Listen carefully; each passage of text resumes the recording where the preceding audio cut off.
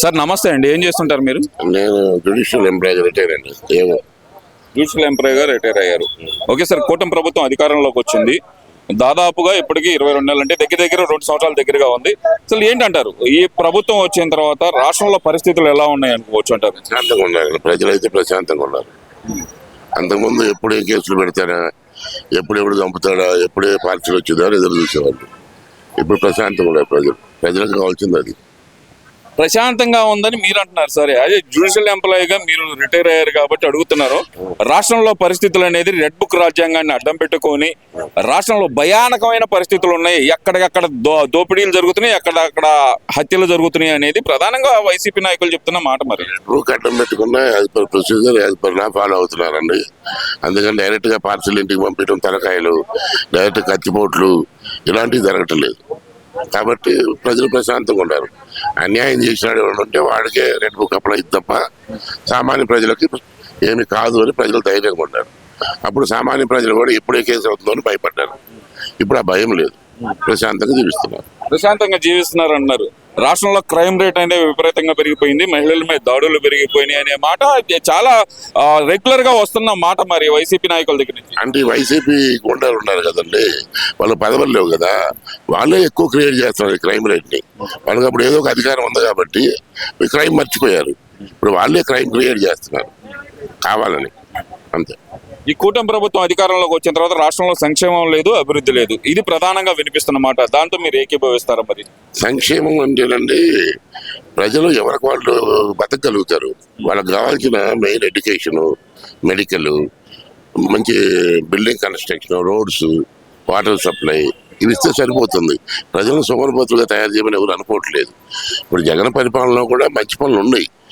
Jagan village secretary చేశాడు, అది ప్రతివాడు ఏ కార్యకర్తని అభినందిస్తాడు. అది చంద్రబాబు నాయుడు కంటిన్యూ చేస్తున్నాడు.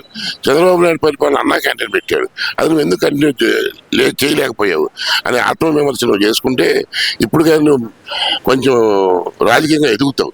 నీకు అసెంబ్లీ అంటే గౌరవం లేదు, పార్లమెంట్ అంటే గౌరవం లేదు. పార్లమెంట్ ఆమోదం చేసినా, అసెంబ్లీ ఆమోదం చేసినా ఏముంది, నేను వస్తే మార్చేస్తా అంటావు. అసలు పార్లమెంట్ అంటే ఏంది, అది మార్చాలంటే ఎంత మెజార్టీ కావాలి, ఇవన్నీ కూడా తెలియకుండా నువ్వేదో గాలిలో వచ్చి ఒక రాజకీయ నాయకుడు అయ్యో, తండ్రి పేరు అడ్డం పెట్టుకొని. ఆ తండ్రి పేరు, చెల్లి పేరు, భార్య వీళ్ళంతా తల్లి ఎంత కష్టపడ్డారు కాబట్టి నువ్వు ఒక నాయకుడు ఎదిగావు. కానీ నీకంటే సొంత క్యాపబిలిటీ కానీ సొంత సెల్స్మా కానీ లేదనేది నా అభిప్రాయం. సరే, మీరు ఇందాక అన్నా క్యాంటీన్ల గురించి మాట్లాడారు కాబట్టి ఇప్పుడు కూడా దాని గురించి పెద్ద చర్చ నడుస్తుంది వైసీపీ పార్టీలో. మేము అన్నా క్యాంటీన్లకు వ్యతిరేకం అని చెప్పి డైరెక్ట్ గా ఎవరు అంబటి రాంబాబు గారే స్టేట్మెంట్ ఇచ్చిన పరిస్థితి. ఎర్రగొండపాలెం ఎమ్మెల్యే అయితే కనుక ముష్టి అనే పదాన్ని వాడారు అన్నా క్యాంటీన్ల గురించి. మరి వాటి గురించి ఏం చెప్తారు? మరి వాళ్ళు అసలు అన్నా క్యాంటీన్ క్లోజ్ చేయించారు, అది వేస్ట్ పథకం అని. రాజధాని శ్మశానం అన్నారు, అన్నా క్యాంటీన్ ముష్టి అన్నారు. వాళ్ళకి అది ప్రజా పరిపాలన తెలియదు కదా. వాళ్ళంతా ఏదో ఒక ఫ్లోక్లో వచ్చిన లీడర్లు తప్ప ప్రజా సంక్షేమం అంటే ఏంటి, ప్రజలకు ఏది అవసరం అని తెలిసిన నాయకులు ఎవరున్నారు దాంట్లో చెప్పండి. ఏదో డ్యాన్స్ చేసుకునే వాళ్ళు, వీధి రౌడీలు వీళ్ళు అయ్యారు కానీ 50% ఎవరో ఒక 20% ఎడ్యుకేటెడ్ ఉన్నారు. వాళ్ళు చెప్పినా వినే పరిస్థితి లేదు ఆ పార్టీలో కోఆర్డినేషన్ లేదు. సలహాదారులు పేరుకే కానీ సకల సలహాదారులు ఉన్నారు కానీ వాడికి ఏం తెలియదు. వాడి కొడుకు విపరీతంగా దోచుకున్నాడు. ఇవన్నీ స్కాములు చేశారు. ఇప్పుడు జగన్ ఏకాకం చేశారు. జగన్లో ఉంటే మంచి ఐడియా ఉంది కావచ్చు, వాడిని ఏకాకం చేసి బెహేడ్ది కట్టి ఆడుకుంటారు, రాష్ట్రాన్ని సర్వనాశనం చేశారు. ఇప్పుడు నువ్వు పశ్చాత్తాపం పడ్డా, కొంచెం అసెంబ్లీకి పోయి కొంచెం ప్రజల పక్షాన్ని పోరాడితే కొంచెం నీకేదన్నా కొద్దిగా మెచ్యూరిటీ 11, 22, 22, 44 అవుతాయి తప్ప నువ్వు ఇంట్లో కూర్చొని నేనేదో 2.0 అంటే అది కలవదు తప్ప ఏమీ ప్రయోజనం లేదు. సార్, మీరు ఇందాక అమరావతి గురించి మాట్లాడారు కాబట్టి అమరావతి అనేది ఒక డెత్ ప్రాజెక్టు, అదొక శ్మశానము అని చెప్పి వైసీపీ నాయకులు అంటున్నారు. అంటే ప్రజాధనాన్ని 2 లక్షల కోట్లు తీసుకొచ్చి అక్కడ కుమ్మరించడం వల్ల ఉపయోగం ఏమిటి? చంద్రబాబు నాయుడు దోపిడీ కోసమే అమరావతి కడుతున్నారు అనేది ప్రధానంగా వస్తున్న ఆరోపణ. మరి దానికి ఏం చెప్తారు? ఇప్పుడు గాంధీ మహాత్ముడు బ్రిటిష్ పరిపాలన అప్పుడే ఒక్కరినే స్వతంత్రం తీసుకురావద్దు, ఇన్ని సంవత్సరాలు ఇన్ని ప్రాణాలు పోతాయి అనుకుంటే మన స్వతంత్రం వచ్చేదా? రాదు కదా. ఇది కూడా ఒక ప్రాజెక్టు మొదలు పెట్టాడు. నువ్వు కొబ్బరి చెట్టు నాటావు, నువ్వు అనుభవించకపోవచ్చు, 20 ఏళ్ళ తర్వాత నీ మన వాళ్ళు అనుభవిస్తారు. అది ఒక విజన్ ఉండాలి. అది 10 ఏళ్ళు పట్టవచ్చు, ఒక రాజధాని మన ఆంధ్రప్రదేశ్కి ఉంది అని మనస్ఫూర్తిగా ప్రజలు చెప్పుకోగలుగుతున్నాడు ఇప్పుడు. అది నువ్వు చేయలేకపోయావు. అది నీ అసమర్థతకు నిదర్శనం అంతే. అమరావతి అనే దాంట్లో దోపిడీ కోసమే చంద్రబాబు నాయుడు గారు అంటారు. అయ్యా నువ్వెందుకు దోసుకోవాలి? నువ్వు దోపిడీ దాంట్లోవే కదా, నువ్వు కూడా దోసుకోవచ్చు కదా డెవలప్మెంట్ చేసి. నేను ఎవడొద్దన్నాడు?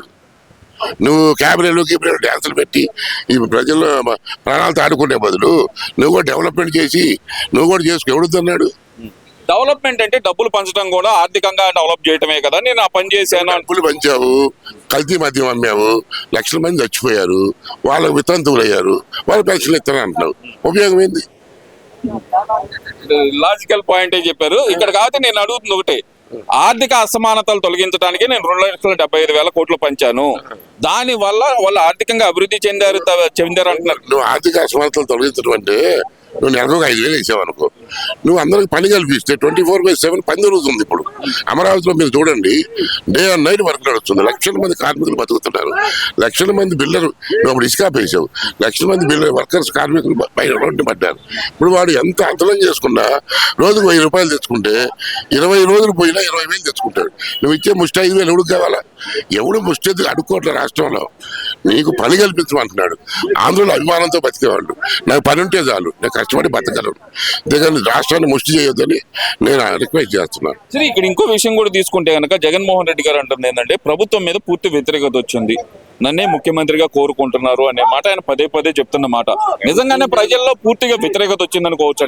ప్రభుత్వం మీద ఒకవేళ వ్యతిరేకత అనేది వస్తే ఇంకో 3 సంవత్సరాలు ఉంది కాబట్టి కేఏ పాలన ముఖ్యమంత్రి చేస్తారు, కానీ జగన్ మాత్రం ముఖ్యమంత్రి చేయి.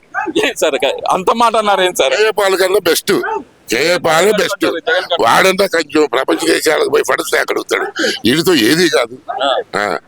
మరి ఆయన చాలా కాన్ఫిడెంట్ గా చెబుతున్నారు సార్, వచ్చేది నేనే 2029 అధికారం నాదే, నేను వస్తే 2.0 పరిపాలన. గేట్ పక్కకు పోతే పిచ్చాడు కూడా కాగితాలు ఏరుకుంటా ఉంటాడు. వాడు కూడా అంటాడు ఆ కాగితాలు చూసిన కోర్టు సంపాదించుకున్నా అని. వాడికి తేడా లేదు. ఏం సార్ సింపుల్ గా ఒక్క మాటతో అంత మాట అనేది సార్, ఆయన చాలా కాన్ఫిడెంట్ గా చెబుతున్నారు సార్. కళ్ళలో కూడా కాలేడండి, ఇక కళ్ళలో కూడా కాలేడు. మనం చూడం, నెక్స్ట్ జనరేషన్ చూస్తారేమో కానీ మనం అయితే మనం చూసే అవకాశం లేదంటారు. మరి ఆయన చెప్తున్నాడు కదా, కూటమి మమ్మల్ని ఎదుర్కోలేక కూటమిగా వచ్చారు, అందుకనే జరుగుతుంది ఇదంతా అంటున్నారు కదా. అమ్ముంటే ఒంటరిగా రండి అంటున్నారు కదా. మరి ఇప్పుడు ఒక రౌడీ దొంగ పడ్డాడు ఊళ్ళో, మన వాడి ఇంట్లో ఒక దొంగ పడ్డాడు, నువ్వు కూడా పట్టుకుంటావా? పట్టుకోలేరు. అయ్యా రామారావు సుబ్బారావు అని పిలుస్తాం, 10 మంది వచ్చి పట్టుకుంటారు. మరి దొంగను పట్టుకోవాలంటే 10 మంది తయారయ్యారు, అందులో తప్పే ఉంది. ఒక్కడిని ఎదిరించలేక కూటమి కట్టారంట. దొంగను పట్టుకోవాలంటే 10 మంది రావాలి కదా. మరి ఓకే సార్, ఇప్పుడు వాళ్ళు కూడా అంటుంది ఏంటంటే ఈవీఎంలు మేనేజ్ చేసి గెలిచారు అని ఇంకో మాట కూడా అంటున్నారు. మరి దానికి ఏమంటారు? సరే, నువ్వు గెలిచింది ఈవీఎంలు మేనేజ్ చేస్తే మేము గెలిచిందే అనుకో. నువ్వు 157 వచ్చినప్పుడు ఈవీఎంలు అవే ఈవీఎంలు, అదే ప్రధానమంత్రి. ఇప్పుడు కూడా అదే ఈవీఎంలు, అదే ప్రధానమంత్రి. దాంట్లో ఏమన్నా నువ్వు ఎట్టనుకో నీ గెలుపు అక్రమం అనుకుంటే ఈ గెలుపు కూడా అక్రమం అనుకో, అంతే. Okay sir, thank you.